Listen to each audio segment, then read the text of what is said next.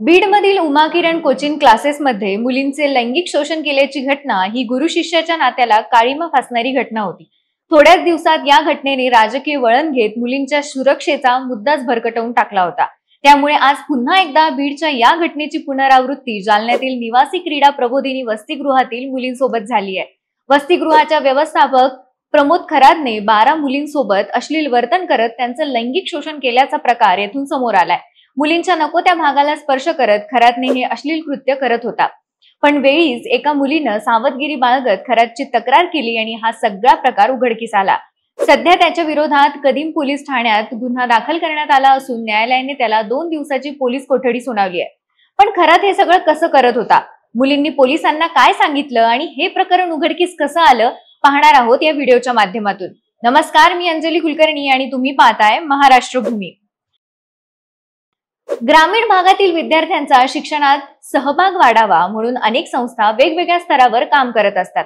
त्याच प्रकारे जालन्यातील जिल्हा परिषदेनेही मुलांचा क्रीडा क्षेत्रात सहभाग वाढावा म्हणून 2019 ला निवासी क्रीडा प्रबोधिनी वसतिगृहाची सुरुवात केली होती। या वसतिगृहात जालन्यातील जिल्हा परिषदेच्या शाळेतील विद्यार्थिनींना क्रीडा प्रशिक्षण घेण्यासाठी पाठवलं जात होतं। तत्कालीन जिल्हा परिषदेच्या मुख्य कार्यकारी अधिकारी श्रीमती नीमा अरोरा यांनी ही संकल्पना राबवली होती, ज्यामधून आतापर्यंत शेकडो राज्यस्तरीय खेळाडू निर्माण झालेत। जिल्ह्यातील सरकारी शाळेच्या शिक्षकांच्या आर्थिक सहाय्यातून आणि जिल्हा परिषदेच्या निधीतून हे वसतिगृह चालवलं जातं। त्यासाठी शासकीय व्यवस्थापक म्हणून प्रमोद खरादची नियुक्ती केलेली होती। त्याच्या भरोशावर अनेक पालकांनी आपल्या मुला-मुलींना या वसतिगृहात ठेवलं होतं। आज या वसतिगृहात 46 मुलं तर 39 मुली क्रीडाचे प्रशिक्षण घेत आहेत।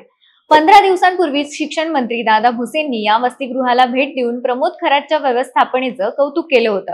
पण 2 दिवसांपूर्वी खरादचा जो कारनामा समोर आलाय त्याने सगळ्यांनाच धक्का बसलाय। गेल्या काही दिवसांपासून खराद वसतिगृहातील मुलींवर अश्लील नजर ठेवत होता।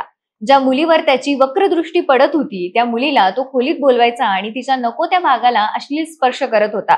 असंच त्याने 10वीच्या एका मुलीसोबत करण्याचा प्रयत्न केला होता। पण वेळीच त्या मुलीनं वसतिगृहातील काही मुलींना सोबत घेऊन पोलीस ठाण्यात खराद विरोधात तक्रार केली। अशाच काही तक्रारी महिला केंद्र प्रमुख सुजाता भालेराव यांच्याकडेही आलेल्या होत्या। त्यामुळे वारंवार क्रीडा प्रबोधिनी वसतिगृहाच्या विरोधात येणाऱ्या तक्रारींचे निराकरण करण्यासाठी गट शिक्षणाधिकारी मनोज कोल्हे आणि सुजाता भालेराव यांनी एक दिवस वसतिगृहाची तपासणी करण्याचा निर्णय घेतला होता आणि ते वसतिगृहाच्या तपासणीसाठी गेले। प्रथमदर्शी या तपासणीत वसतिगृहाच्या भौतिक सुविधांचा आढावा घेतला जाणार होता, ज्यामध्ये मुलांना वसतिगृहात राहण्यासाठी काही अडचण येत आहे का, त्यांना वेळेवर जेवण दिलं जातं का, ते गुणवत्तापूर्ण असतं का, अशा गोष्टींचा आढावा त्यात घेतला जाणार होता। पण जेव्हा मनोज कोल्हेंनी वसतिगृहाची चौकशी केली तेव्हा एक वेगळंच सत्य त्यांच्या समोर आलं।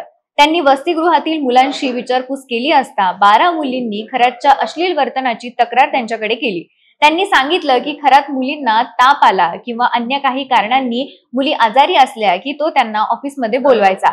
ताप तपासल्याच्या बहाण्याने त्यांच्या गळ्यात छातीला हात लावत त्यांच्या शरीराला स्पर्श करायचा। काही मुलींनी सांगितलं की खराद हा त्यांना एका खोलीत घेऊन जात होता आणि नको त्या ठिकाणी स्पर्श करत होता। चौकशी करतेवेळी पोलिसांनी त्या खोलीचा तपास केला तेव्हा त्यांच्या लक्षात आलं की त्या खोलीत सीसीटीव्ही कॅमेराच बसवलेला नव्हता। म्हणजे खराद सुरक्षित जागा पाहून वसतिगृहातील मुलींचं लैंगिक शोषण करत होता। मुलींच्या सांगण्यावरून मनोज कोल्हे यांनी खराद विरोधी FIR दाखल केलं। त्यात त्यांनी सांगितलं होतं की केंद्र प्रमुखासोबत या संस्थेची तपासणी केली असता अनेक विद्यार्थिनींनी प्रमोद खराद हे कुठल्या ना कुठल्या तरी बहाण्याने मुलींच्या अंगाला स्पर्श करतात। मग तो कधी आजारी पडलेल्या मुलीला ताप तपासण्याचा बहाणा असेल किंवा मग शाबासकी देण्याच्या निमित्ताने पाठीवरून हात फिरवणे असेल। या अशा प्रकारामुळे मुलींच्या मनाला लज्जा उत्पन्न होते। तसेच ज्या भागात सीसीटीव्ही कॅमेऱ्याची नजर जात नाही अशा ठिकाणी नेऊन हा प्रकार केला जात होता। त्यानंतर कदीम पोलीस ठाण्याच्या सहाय्यक पोलीस निरीक्षक आरती जाधव यांनी वसतिगृहाची झडती घेतली आणि मनोज कोल्हेंच्या तक्रारीवरून खरादला ताब्यात घेतलं। त्याचबरोबर त्या 12 मुलींचे लेखी जबाबही नोंदवून घेण्यात आले होते। त्यानंतर सोमवारी खरादला न्यायालयात हजर करण्यात आलं तेव्हा न्यायालयाने मुलींची तक्रार मान्य करून खरादला 2 दिवसाची पोलीस कोठडी सुनावली आहे। मात्र या घटनेने संपूर्ण परिसरात आणि पालकांमध्ये भीतीचं वातावरण निर्माण झालंय। पोलीस निरीक्षक जनार्दन शेवाळ यांच्या मते चौकशीत अजून काही धक्कादायक माहिती समोर येऊ शकते। आता या प्रकरणाचा पुढील तपास सहाय्यक पोलीस निरीक्षक आरती जाधव या करणार आहेत। येणाऱ्या काळात या प्रकरणातील आणखी काही धक्कादायक खुलासे समोर येतील का हे पाहणं महत्त्वाचं ठरणार आहे। पण हे मात्र नक्की की आजही आपल्या राज्यातील मुली या घराच्या बाहेर सुरक्षित राहू शकत नाहीये। मग ते बीडचं उमा किरण कोचिंग क्लासेस असेल किंवा मग जालन्यातील क्रीडा प्रबोधिनी केंद्र। बाकी तुम्हाला या घटनेबद्दल काय वाटतंय? मुलींच्या सुरक्षेसाठी शासनाने कोणते कठोर पावले उचलायला पाहिजेत हे आम्हाला कमेंट करून नक्कीच कळवा। धन्यवाद।